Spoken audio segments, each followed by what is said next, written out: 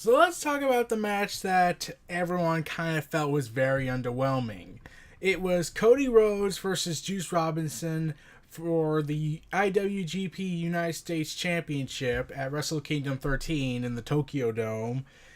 And this match was okay. So after Juice Robinson, aka the original CJ Parker from NXT, I haven't talked about his matches yet. I plan to talk about it when I can, especially when I talk about Jay White and Juice Robinson when I get the chance. But I really wanted to talk about this match because of from what I was hearing about how underwhelming it was. So here's the thing: during 2018, Juice Robinson had defeated Jay White to win the IWGP United States Championship, and during his first title defense at Fighting Spirit Unleashed, Robinson was defeated by Cody Rhodes, who was on this big momentum run as NWA champion after following All In, and then it was a rematch with Slayer scheduled for Wrestle Kingdom, and that's basically the gist of it. They would have to try and make a story up just to make this work, so yeah, and yeah, this match was pretty underwhelming, but from what I'm hearing, I think I know why. This match was only less than 10 minutes, probably the shortest match I've ever seen in New Japan Pro Wrestling, up until at least, it was the second shortest match in New Japan Pro Wrestling at, Wrestle Kingdom. The other one was the Ungovernables of Japan, Suzuki Gun, and I'm not even trying to pronounce that, for the junior heavyweight tag team titles, which was only nearly 7 minutes. But yeah, Juice Robinson and Cody with his wife Brandy Rhodes, they at least acknowledged that yeah, Cody's doing the All Elite Wrestling thing, and like heading into that show, you knew that Cody wasn't going to win that match. Heading into that show, Cody was clearly never going to win that match because think about it, Cody just is off the heels of coming off of the whole All Elite Wrestling program that he's doing, and now like how do you tell this story and try to give suspense in a thing that's pretty much a foregone conclusion? So yeah, so basically this match was more storytelling based. It felt very WWE-esque. Like you had the outside interference, the referee injecting the Velvet or the manager away from the ring and telling him get out. You had basically it sort of remind me of when Almas had relied on Zelina Vega too much, like they kept going back to the well and ultimately poisoning it, causing the ultimate decline. And I do love that. Whereas Vince will treat them as the enemy, New Japan says, oh, by the way, these two, Cody and Juice Robinson, they actually have history in WWE, where Cody apparently didn't like Juice Robinson. And if you're apologizing for the lighting, the sun's out.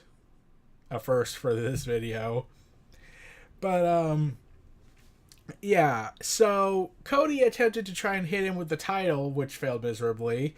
But, yeah, seeing this match be so underwhelming, and I did love it when Cody tried to copy off of Juice Robinson's Pulp Friction maneuver, and then ultimately they start trading strikes and chops, and then I love how they give leeway in this match, like Cody hitting Juice with the weight belt of his, and like you would wonder that's going to be an automatic disqualification in WWE. Nope, the referee wants to give leeway. He says that he wants a definitive winner in this match.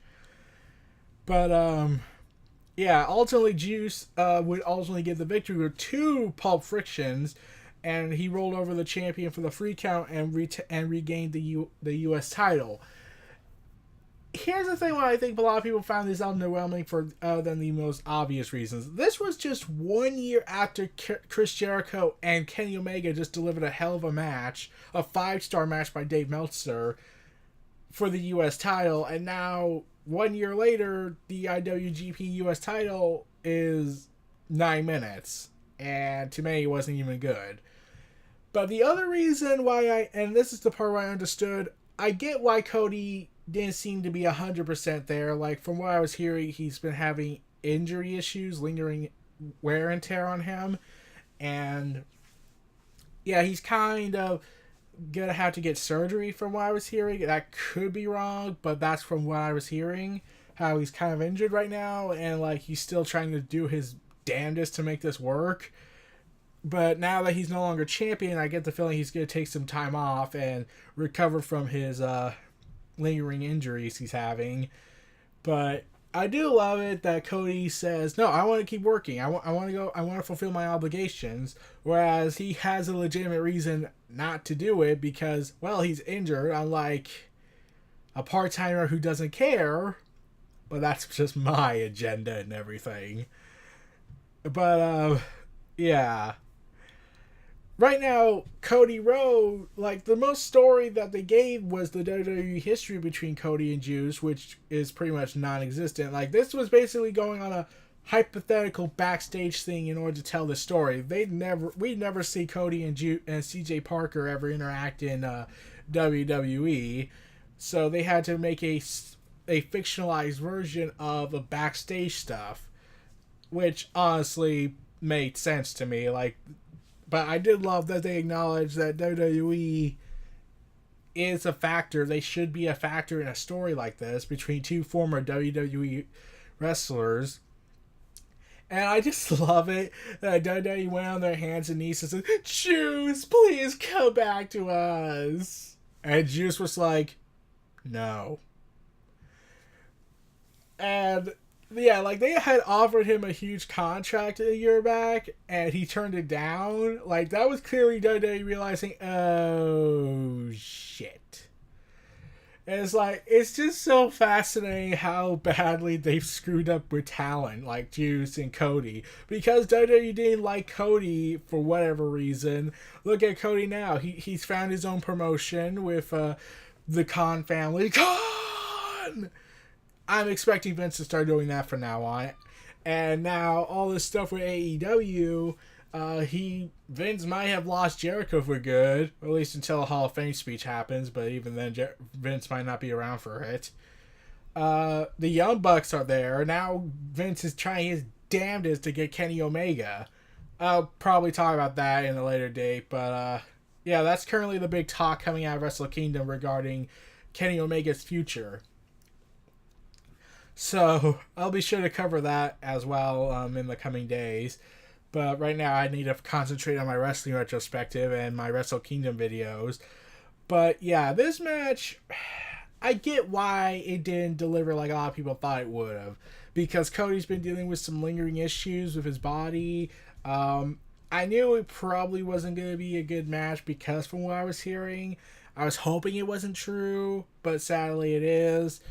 So yeah, really, there was no way to go about this. So, really, I'm just glad that Cody actually fulfilled his obligations. Like, I would have respected him for him not doing it because of his injuries, but I do love it more that he said, "No, I'm going to go work," even though I have a legitimate reason not to attend work.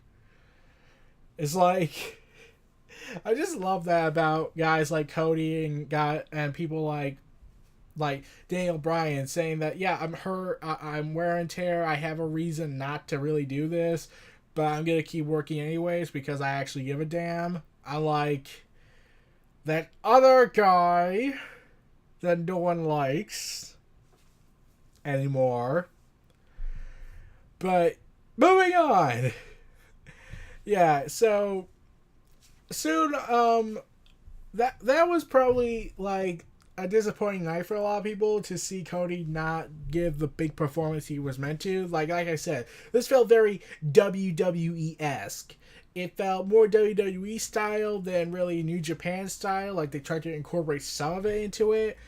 But Juice Robinson winning was an obvious foregone conclusion because, well, Cody has AEW. The future between AEW and New Japan, like AEW reportedly wants to work with New Japan Pro Wrestling, but New Japan's not certain, especially since they could lose Kenny Omega, and he's big money right now.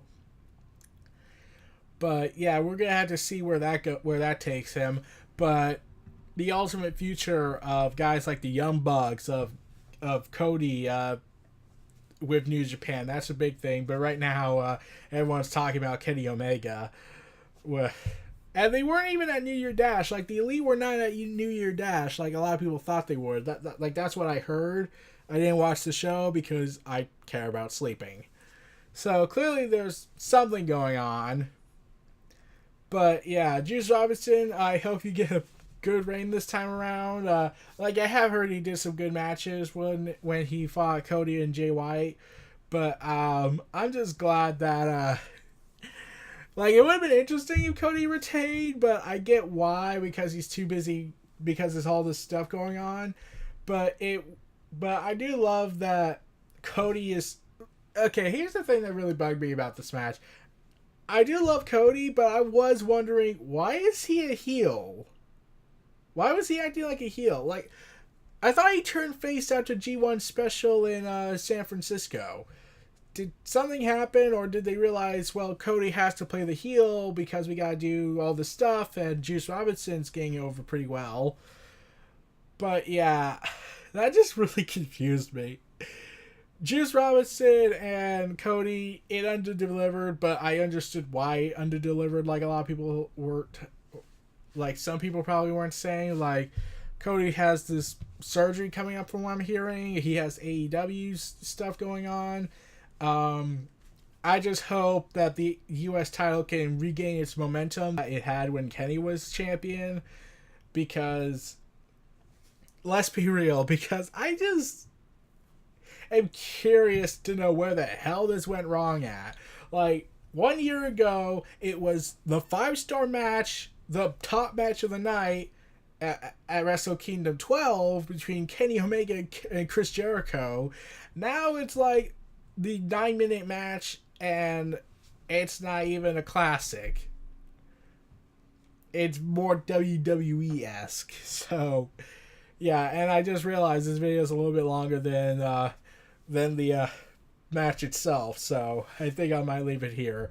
So those were my thoughts on Juice Robinson versus Cody Rhodes at Wrestle Kingdom 13 for the IWGP United States Championship. This was Neo Reality Entertainment. Feel free to like, comment, subscribe, and donate, and stay tuned for more, and I'll see you next time.